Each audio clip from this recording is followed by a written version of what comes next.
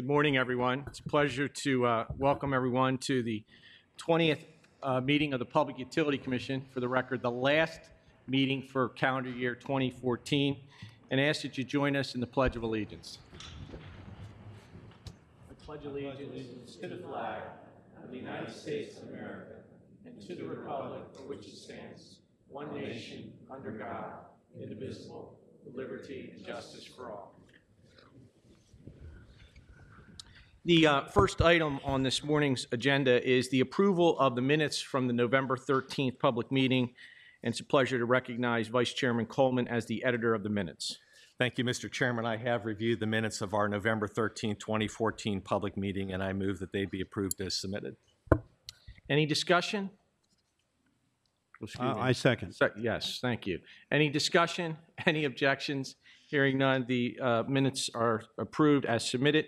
And before we recognize Cheryl Walker Davis, I just want to thank Rosemarie Chiavetta for probably giving us one of the largest gavels known to from the Lieutenant Governor. So, and I know the Lieutenant Governor has banged this thing a few times in his tenure. So, but thank you very much for getting this for us. So, with that, it's a pleasure to welcome to the podium to commence with our agenda items here this morning, Cheryl Walker Davis. Good morning, Cheryl. Good morning, Mr. Chairman. Good morning, Commissioners. Good morning. Happy holidays as well.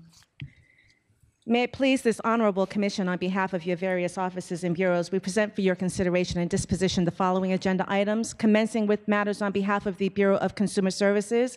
It is recommended that the Commissioner adopt the staff recommendation in the proceeding involving the First Energy Company's Universal Service and Energy Conservation Plans appearing on page 1.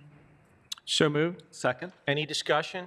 Any objections? Hearing none, the motion is approved. It's unanimous. Turning to page 2, on behalf of the Office of Competitive Market Oversight and the proceeding involving the investigation into Pennsylvania's retail natural gas supply market, it is recommended that the Commission adopt the recommendation there appearing with regard to the final order outlining practices and finalizing specific action plans, working groups, as well as legislation in this proceeding.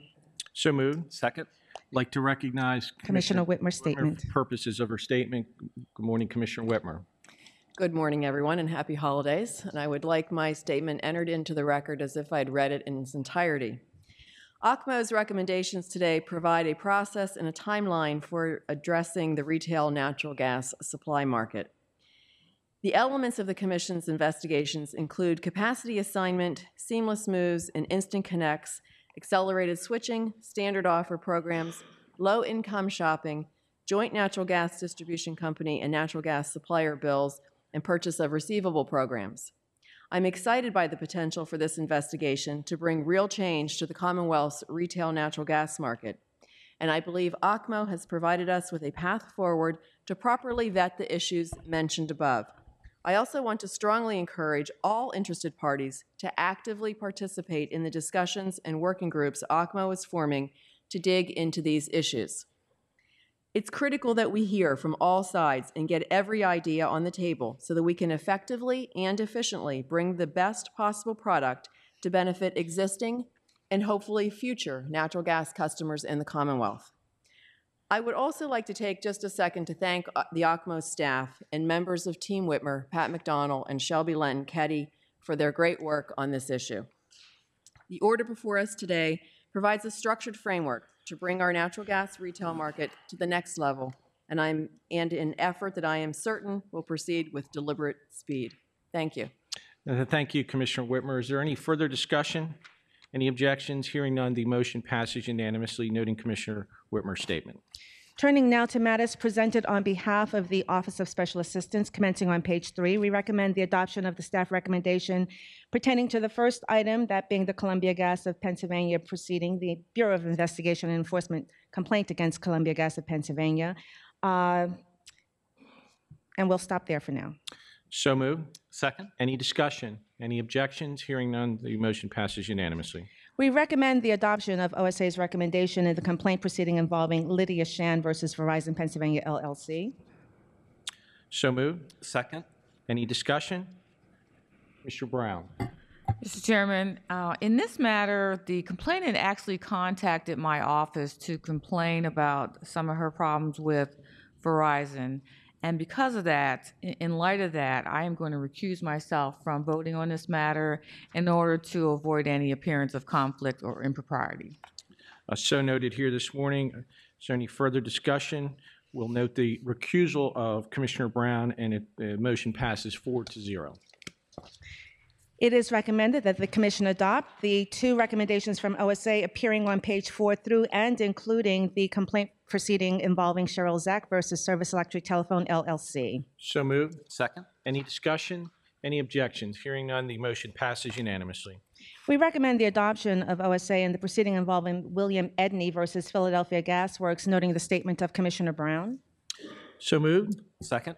I'd like to recognize Commissioner Brown for purposes of her statement. Commissioner Brown. Thank you, Mr. Chairman. William Edney filed a complaint against PGW after receiving an extremely high makeup bill following the replacement of his gas meter. The ALJ determined that the bill was for previously unbilled usage caused by unexplained magnetic interference with the AMR device, and the bill amount was correct as rendered. While I agree with the Commission's disposition of the exceptions filed by William Edney to the ALJ initial decision, the frequency of these meter-related makeup bill complaints against PGW may indicate a larger problem with PGW's monitoring of its billing system or its AMRs. The record in this case indicates that as far back as 2006, usage at the service address dropped significantly, and some months reflected negative usage. I wish to emphasize to PGW that the importance of routinely monitoring its facilities to deter occurrences of unbilled usage. It is a hardship for PGW's customers like Mr. Edney to have to find money to pay these large makeup bills, and providing free or below cost gas for numerous years certainly challenges PGW's bottom line. Thank you, Mr. Chairman. Thank you, Commissioner Brown. Any further discussion? Any objections? Hearing none, the motion passes unanimously, noting Commissioner Brown's statement. In omnibus fashion, Mr. Chairman, it is recommended that the Commission adopt the items commencing with the recommendation in the complaint proceeding involving Joanne Brower versus Pico Energy Company, Electric Division, at the bottom of page 5, and continuing with all items appearing on pages 6, 7, 8, 9, and 10 pertaining to the investigation in the Investigation and Enforcement Bureau versus Foradol Transportation Company, Inc., at the top of page 10. So moved. Second? Any discussion? Any objections? Hearing none, the motion passes unanimously. It is recommended that the Commission adopt the Bureau's recommendations in the proceeding involving the applications of LIFT for the right to begin to transport by motor vehicle persons in experimental service in Transportation Network Company services between points and places in Allegheny County, as well as the second LIFT application appearing at the top of page 11, that proceeding pertaining to the right to begin to provide service between points and places in Pennsylvania. We would note that there are combined statements of Vice Chairman Coleman as well as Commissioner Brown, individual combined statements, the combination pertaining to the two cases. And then we have the joint combined statement, meaning one statement between two people, of you, Mr. Chairman, as well as Commissioner Whitmer, pertaining to both of those items. So moved. Second.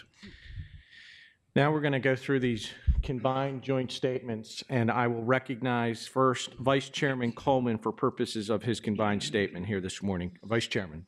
Thank you, Mr. Chairman, and I would ask that my statement be entered into the record as though I had read it in its entirety. I'd like to start this morning by, again, thanking our staff. These TNC applications have taken an inordinate amount of time, so I just want to personally thank our Law Bureau, our administrative law judges, and our Bureau of Investigation Enforcement for their professional efforts in this regard. I'm dissenting again this morning for the same reasons that I did in the prior actions against the application of Razier, Pennsylvania.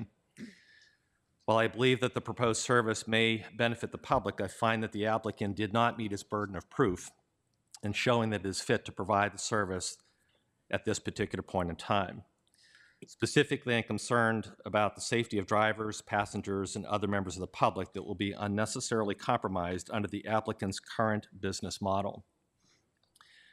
I appreciate the majority's effort to bring the applicant into accord with reasonable safety and insurance requirements by making the grant of permanent authority contingent upon compliance by a certain date. However, I'm very skeptical that the applicant will satisfy these conditions. The applicant has not complied with the prior commission orders, including the insurance-related provisions of the emergency temporary authority granted this past summer. Additionally, the applicant has also shown a disregard for the advice that has been provided to it by our staff by commencing before they obtained a certificate of public convenience. The applicant has also shown a disregard when given instructions on completion of an application by our staff. The applicant has defied our Bureau of Investigation Enforcement when they perform various sting operations for those drivers that were operating illegally. This company has also defied our cease and desist order. And the company has also not complied, as earlier mentioned, with the conditions of the ETA that they're currently operating under. Therefore, for these reasons, I am respectfully dissenting this morning. Thank you, Mr. Chairman.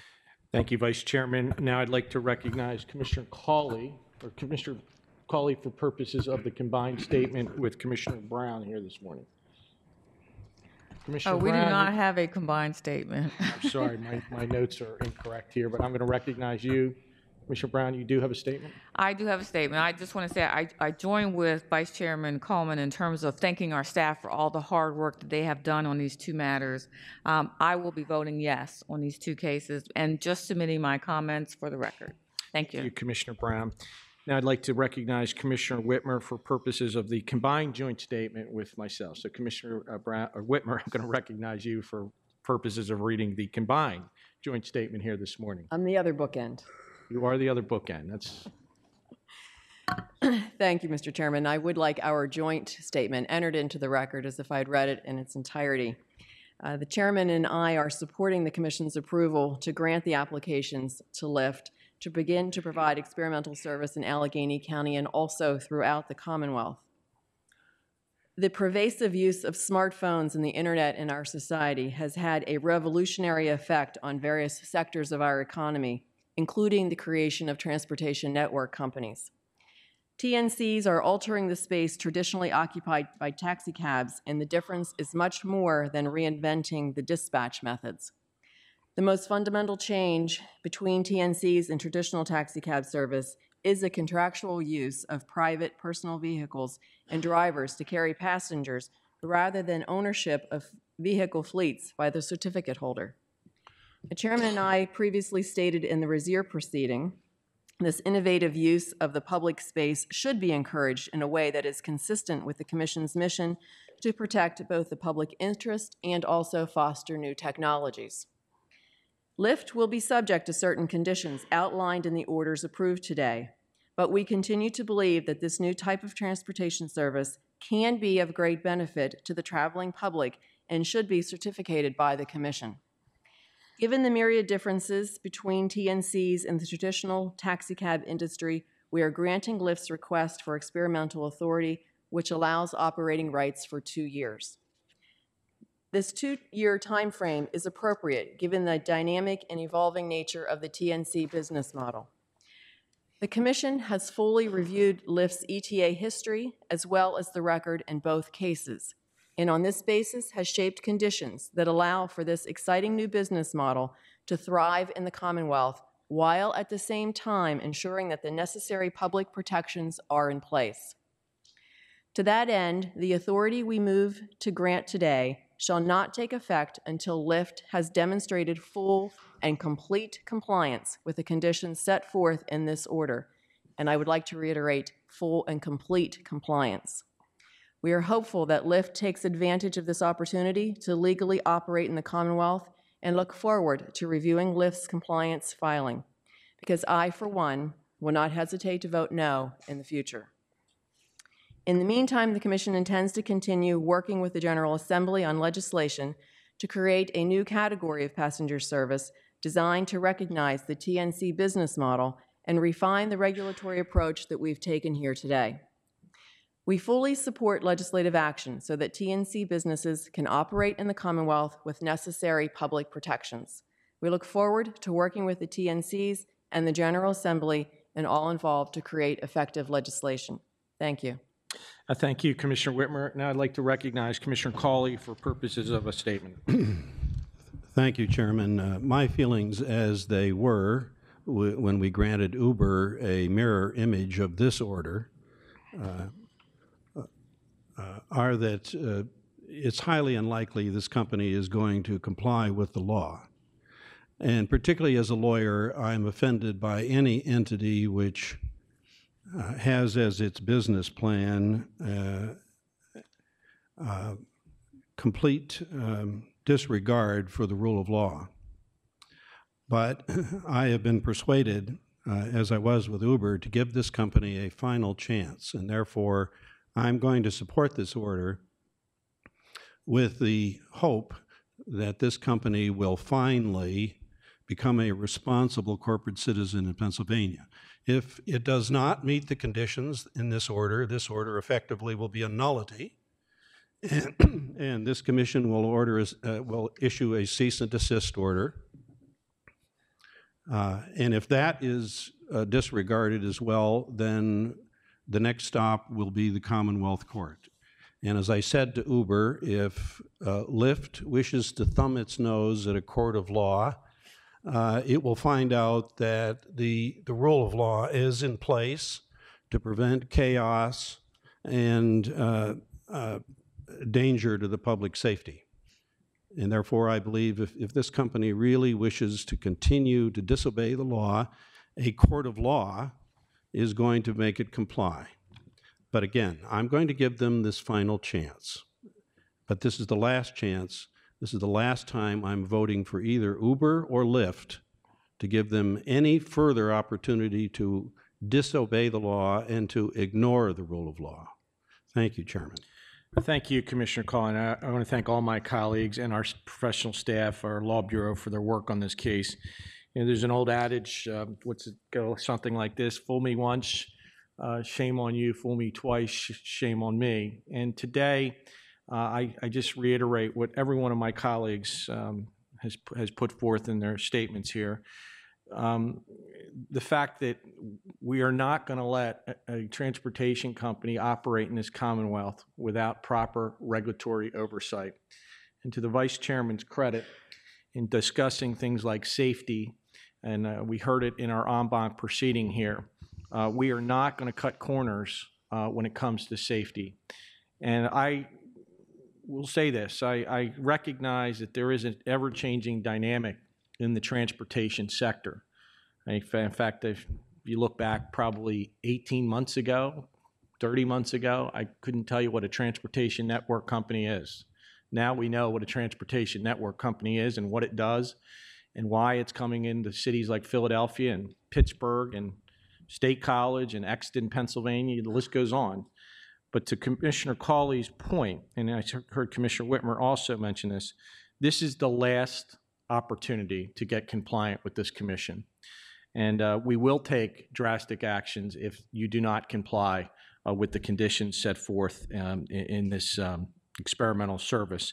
I also want to reiterate that we need legislative support here in getting this right. I think these industries are, as they emerge, our rules and regulations need to emerge, and part of that is obviously support from the legislature. And again, want to commend Senator Fontana, more recently Senator Pileggi, members in the House that are also working with us, staff from both parties, really working in a collective effort to get this right. So I'm bullish on the prospects that we will get this right, but today's action is really the last off-ramp for these two entities to get compliant, and I'm hopeful that they will.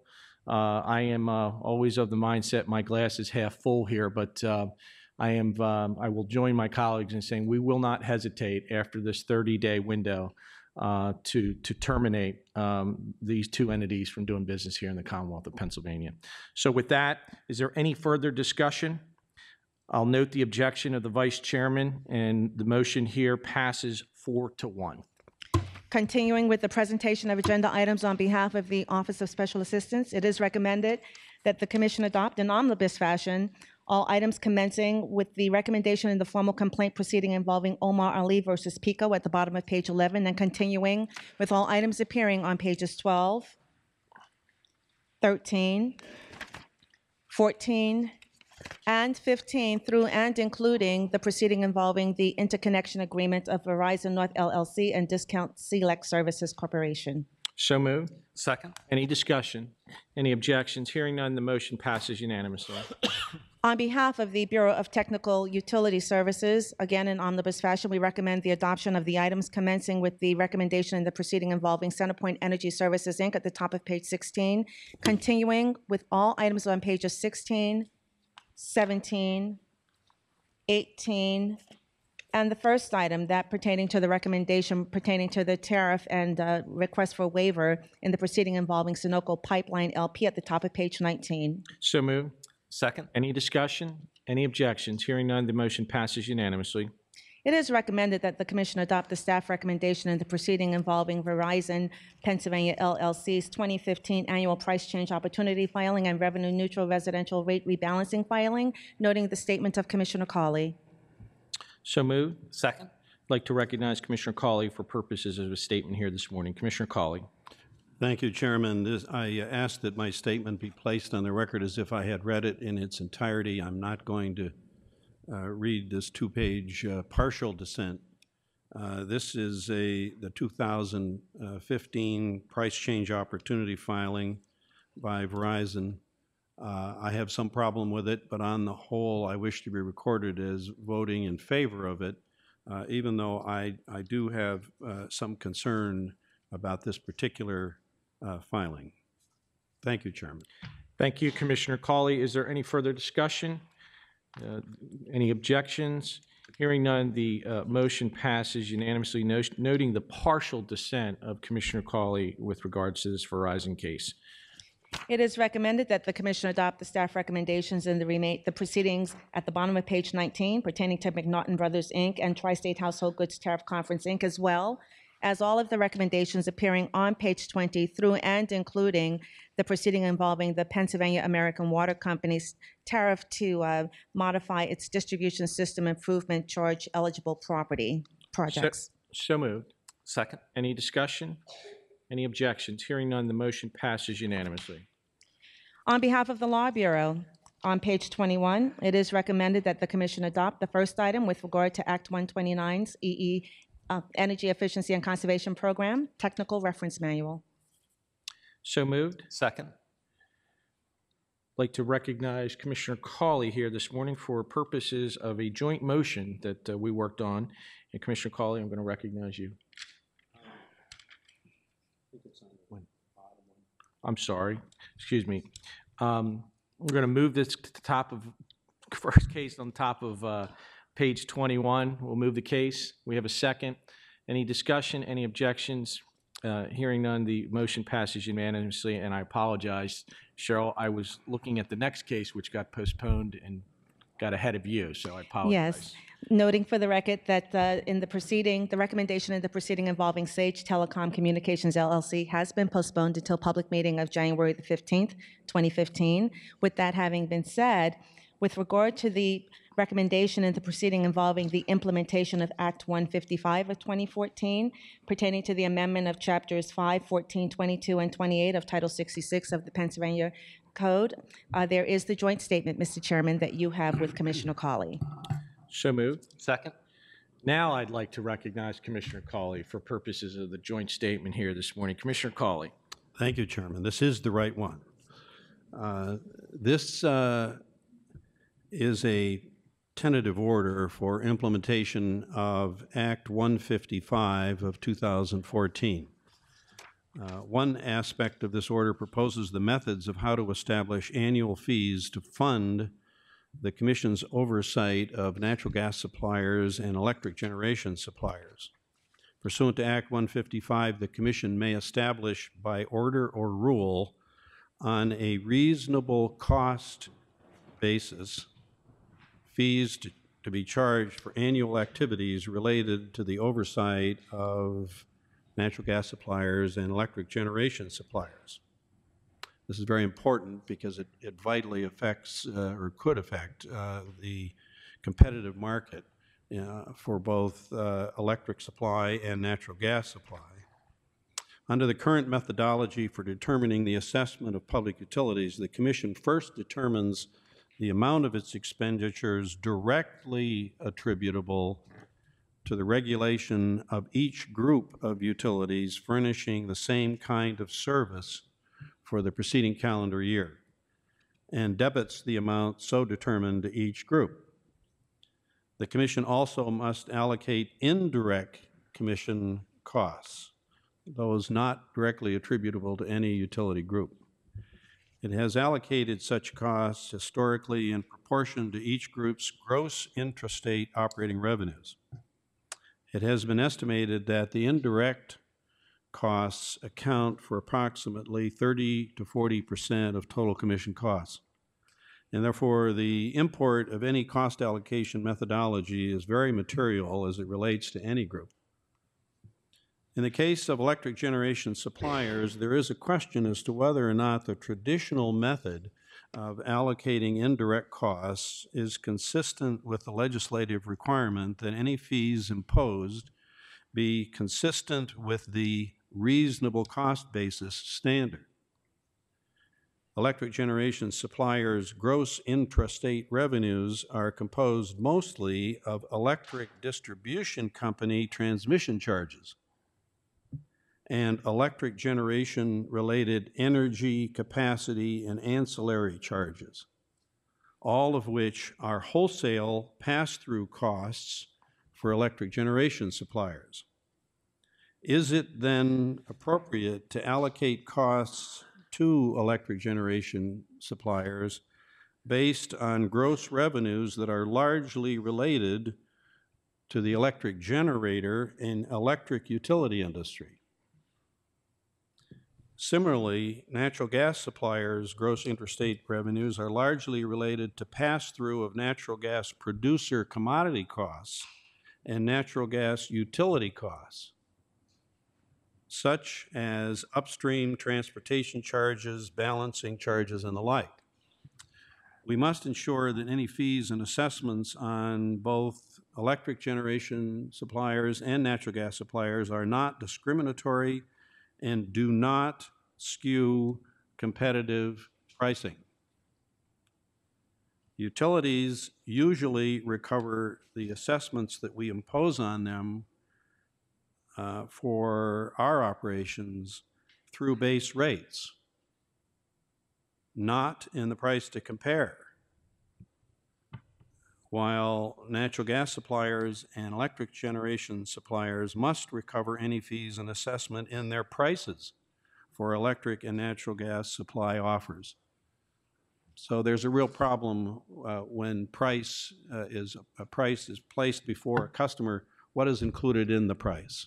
When the electric distribution companies can recover everything in base rates, not in the price that is used to compare with the prices that electric generation suppliers and natural gas suppliers charge.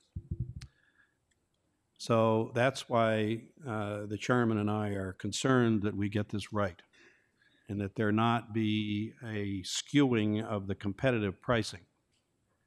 Given these gross revenue realities and competitive issues, we are interested in receiving comments on other, perhaps more accurate methods of meeting the statutory requirement of establishing electric generation and natural gas supplier fees on a, quote, reasonable cost basis while ensuring competitive equity for supply services. With that, the chairman and I hope that this order elicits, this tentative order elicits appropriate and helpful comments. Thank you, Commissioner Cawley. I'd also take this opportunity just to recognize two staff members, one, Eric Matheson and Rick Hall from my staff for the collaborative effort that was put forth, along with our Law Bureau and our Director of Administration, Bob Gramola. As you mentioned, we're seeking comments through this tentative order, and I think through that process, we'll hear comments that will hopefully guide us in the right direction as we look to develop what the appropriate assessment or fee schedule will be for these new entities. I'd also be remiss in not thanking, and we will be recognizing her here shortly, but Ms. Fran Cleaver for her work in the reauthorization of Chapter 14, now known as Act 155, 2014, her efforts there as well, as Commissioner Brown gives me a smile on that front. So thank you, and it goes a long way to helping us with our budget situation here that we face in 2015. Is there any further discussion? Are there any objections? Hearing none, the motion passes unanimously, noting the joint statement of Commissioner Cawley and myself. On page 22 of the public meeting agenda, turning to matters on behalf of the Office of Administrative Law Judge, it is recommended that the Commissioner adopt ALJ Long's initial decision in the complaint proceeding involving Rodney Temple versus West Penn Power Company, noting the statement of Commissioner Whitmer. So moved. Second. I'd like to recognize Commissioner Whitmer for purposes of her statement. Commissioner Whitmer. Thank you, Mr. Chairman. My statement is a little long. I am going to have it entered into the record as if I'd read it in its entirety. However, I think once I'm done reading it, you will understand why it is fairly detailed. Today, we address the complaint of Rodney Temple against West Penn Power. In his complaint, Mr. Temple alleges that West Penn was improperly requiring him to pay a security deposit and that the company's customer service representative or unit was rude and unresponsive. In her initial decision, Administrative Law Judge Long found that the complainant did not prove that the West Penn committed any violation when it assessed a security deposit to the account based on Mr. Temple's poor payment history. I support the ALJ's decision in this case, but I was very disturbed by email correspondence sent from Mr. Temple to West Penn's counsel after the hearing. The email reads in part, "I have my own and 3 other militias committed to the cause, and I have 2 inside people who will tell me when you are coming to unhook me. We have quite a welcoming party ready for you. This is going to be an internet PR dream." In the era in which we live, and especially with the horrific tragedies and acts of terrorism that have occurred just this week, Mr. Temple's words in this case must be treated with the utmost seriousness. Any reasonable person would have read the above email as a threat to physical harm against the employees of West Penn as they work to discharge their duties.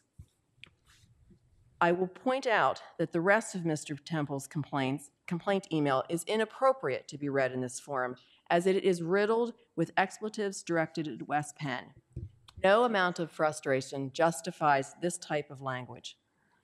I would also note that the transcript of a call between Mr. Temple and one of West Penn's customer service representatives contained in the record included statements by the complainant that suggest he previously filed numerous complaints before the PUC and that he would begin filing formal complaints against West Penn and fail to appear at hearings in an effort to cost the company more money.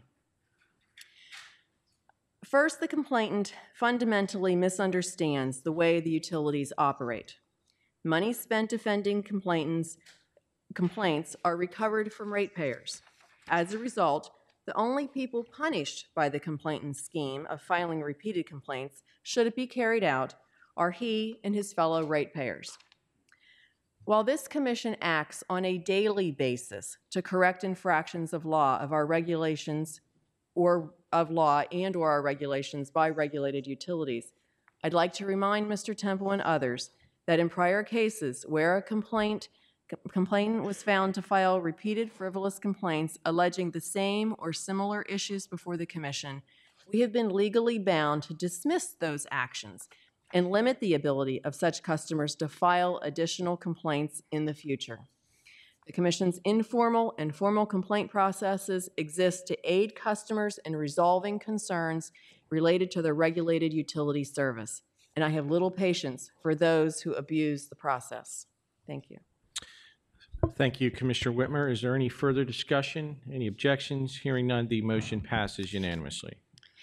Mr. Chairman and Commissioners, that does conclude the presentation of regular agenda items. Turning now to the carry-in agenda, it is recommended that the Commission adopt, on behalf of the Office of Special Assistance, the staff recommendation in the proceeding involving the Bureau of Investigation and Enforcement versus Donald Elwood Dorr, T.A. Wilkinson, moving exchange. So moved. Second. Any discussion? Any objections? Hearing none, the motion passes unanimously.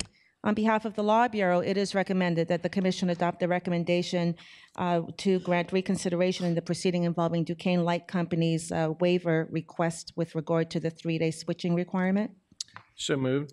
Second. Any discussion? Any objections? Hearing none, the motion passes unanimously.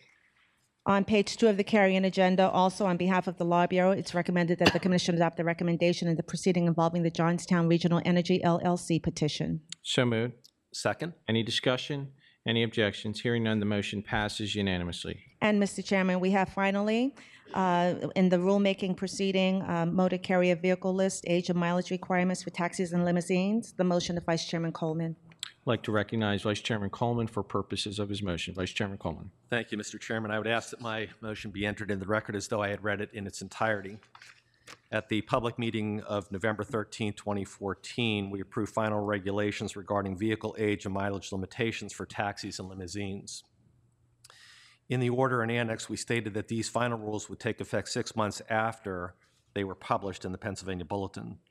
Staff recommended including this period to give taxi carriers sufficient flexibility to prepare for the elimination of the option for carriers to request a waiver for the 8 model year limit.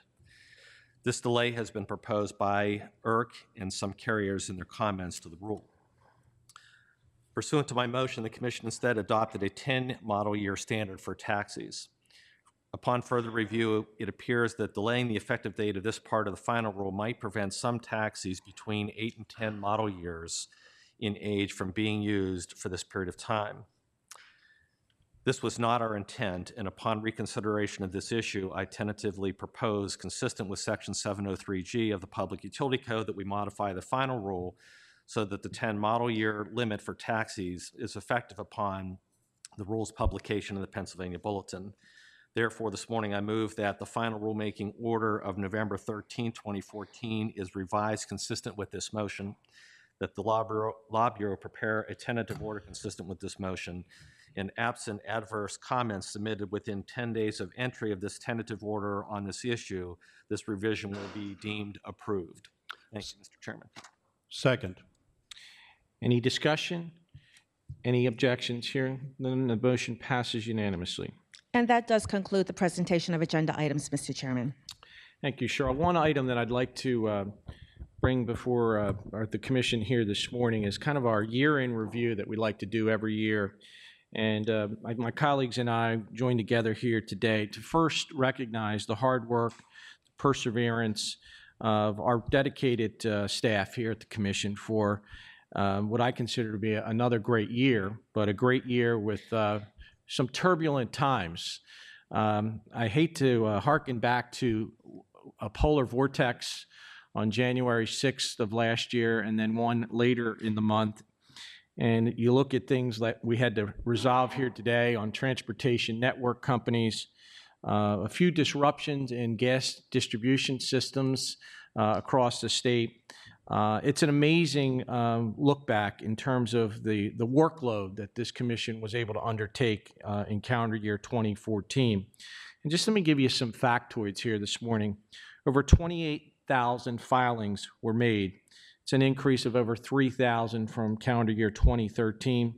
12,000 documents were issued by the commission, increase of almost 2,000. And my colleagues and I were meeting yesterday in our R&R session with the head of our Bureau of Consumer Services, and I was jotting down a note. And just from the time period of February to April of this past calendar year, over 70,000 calls were taken by our Bureau of Consumer Services just in that little time clip. And I look back to think that we have an unbelievable professional staff that is representing the interest of consumers across this great Commonwealth. And my colleagues and I just joined here today to say thank you.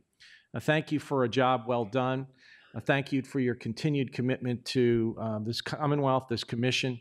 And again, we just want to take this opportunity. I also want to thank Rosemarie for giving me some factoids here in just looking at just filings. I mean, we didn't talk about all the gas safety inspections, our new electric safety division run by Brent Killian, the work that's been done in BCS this past year, the work that Kirk House and Dan Mumford are doing around our Office of Competitive Market Oversight, the work that Jan Freeman has done with our Emerging Leaders program. I look at June Purry and Tom Bean and Buck Panque and Judge Rainey and Jen Coker and Tom Charles. I could go on and on and on.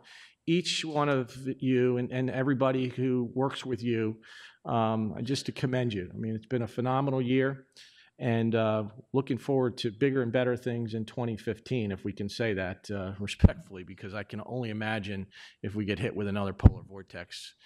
I just want you to know we did not have a solar vortex here this summer, which was a great thing. And I'm learning very quickly in this job that one thing obviously we don't control is the weather. So with that, I want to thank everybody, and we're going to adjourn our public meeting here this morning.